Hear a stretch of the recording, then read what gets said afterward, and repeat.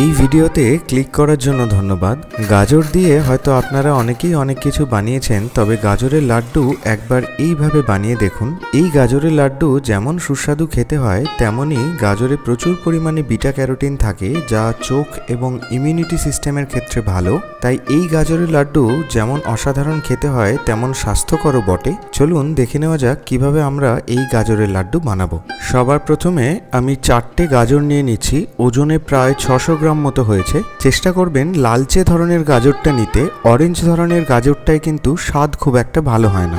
একটা পিলারের সাহায্যে সমস্ত গাজরগুলো খুব ভালো করে ধুয়ে নিয়ে মাথার দিকটা কেটে বাদ দিয়ে পরিষ্কার করে ধুয়ে নিচ্ছি। এরপরে গ্রেটারের যে ছোট ব্লেডটা থাকে, সেই ব্লেডটা দিয়ে সমস্ত গাজর খুব ভালো করে গ্রেট করে নেব। ছোট ব্লেডটা দিয়ে গ্রেট করে নিলে অনেকটাই মিহি করে কুচিয়ে নেওয়া যায়, যার ফলে গাজর পরবর্তীতে সিদ্ধ হতে অনেকটা কম সময় লাগে। এইবার কিছু ড্রাই ফ্রুটস একটু ছোট করে কেটে নেব। প্রথমে কয়েকটা কাজু বাদাম নিয়ে নিচ্ছি। এরপরে 4-5টা কাঠবাদাম নিয়ে একইভাবে কেটে নেব।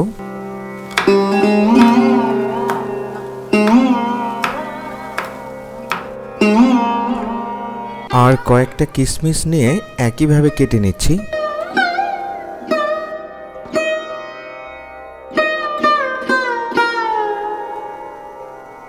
এদিকে গ্যাস জ্বালিয়ে কড়াই নিয়ে হাফ টেবিল স্পুন মতো গাওয়া ঘি নিয়ে নিচ্ছি। ঘি একটু গরম হলে ড্রাই ফ্রুটসগুলো দিয়ে মিনিট খানেক মতো একটু ভেজে নেব।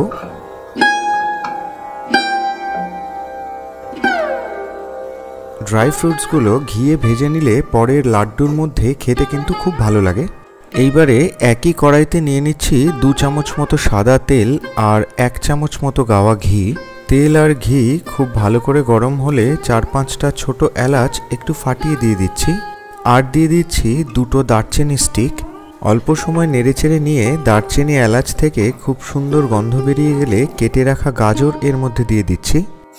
এই অবস্থায় গ্যাসের ফ্লেমটা মিডিয়ামে রেখে মোটামুটি 5 থেকে 7 মিনিট একটু ভালো করে গাজর ভেজে নিতে হবে। ততক্ষণে গ্যাস জ্বালিয়ে অন্য একটা পাত্র নিয়ে 1 কাপ মতো দুধ একটু উষ্ণ গরম করে নেব।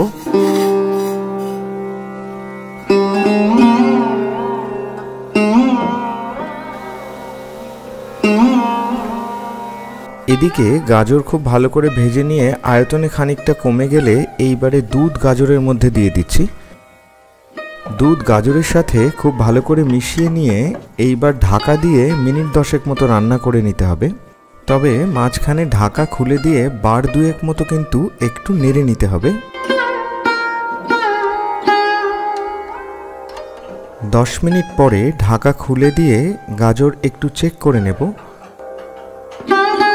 প্রয়োজন হলে হাতা দিয়ে এইভাবে একটু ম্যাশ করে নিতে পারেন, কিংবা পটেটো ম্যাশারের সাহায্যেও করে নিতে পারেন। এরপরে যখন দেখবেন গাজর এইরকম 85 to 90% মতো সিদ্ধ হয়ে গেছে, তখন এইবার হাফ কাপ পরিমাণ অর্থাৎ 100 গ্রাম পরিমাণ চিনি দিয়ে দেব। চিনিটা আপনারা আপনাদের স্বাদ অনুযায়ী দিয়ে নিতে পারেন। আর হ্যাঁ, চিনি কিন্তু অবশ্যই শেষে দেবেন। শুরুতেই চিনি দিয়ে দিলে গাজর কিন্তু ঠিকভাবে সিদ্ধ হতে চায় না। আর দিয়ে দিচ্ছি 1 চিমটে মতো লবণ। লবণটা কিন্তু অবশ্যই দেবেন, এতে স্বাদটা খুব সুন্দরভাবে ব্যালেন্স হয়ে যায়। আর ওভারঅল স্বাদটা বাড়িয়ে নেওয়ার জন্য দিয়ে দিচ্ছি 2 টেবিল চামচ মতো গুঁড়ো দুধ। এটা সম্পূর্ণ অপশনাল, আপনি চাইলে দিতেও পারেন, নাও দিতে পারেন। সমস্তটা নেড়েচেড়ে নিয়ে ড্রাই ফ্রুটসও এইবারে এর মধ্যে দিয়ে ভালো করে মিশিয়ে নেব। আচ্ছা, চিনিটা দেওয়ার পরে চিনি থেকে জল ছাড়ার কারণে দেখবেন মিশ্রণ খানিকটা পাতলা হয়ে যাচ্ছে। এই অবস্থায় গ্যাসের ফ্লেমটা হাই করে দিয়ে ঢাকা দিয়ে আরও মিনিট 3 মতো রান্না করে নেব। এরপরে ঢাকনা খুলে দিয়ে একটু চেক করে নেব। যদি দেখেন জল অনেকটা রয়েছে, সেক্ষেত্রে আরেকটু সময় ধরে টানিয়ে নিতে পারেন। আমার প্রায় হয়ে গেছে। এইবারে আমি হাফ টেবিল চামচ এলাচ গুঁড়ো দিয়ে দিচ্ছি।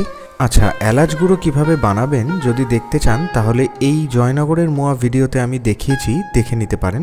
আর দিয়ে দিচ্ছি হাফ টেবিল চামচ গাওয়া ঘি। 30 সেকেন্ড মতো সামান্য নেড়েচেড়ে নিয়ে গ্যাসটা বন্ধ করে তুলে নিয়ে এইবারে ঠান্ডা হওয়ার জন্য রেখে দেব। ঠান্ডা হয়ে গেলে এইবারে দারচিনি 2টো তুলে নিচ্ছি। এরপরে পরিমাণ মতো গাজর নিয়ে নিচ্ছি। আপনারা ছোট কিংবা বড় যে মাপের বানাবেন সেই পরিমাণ মতো গাজর নিয়ে নেবেন।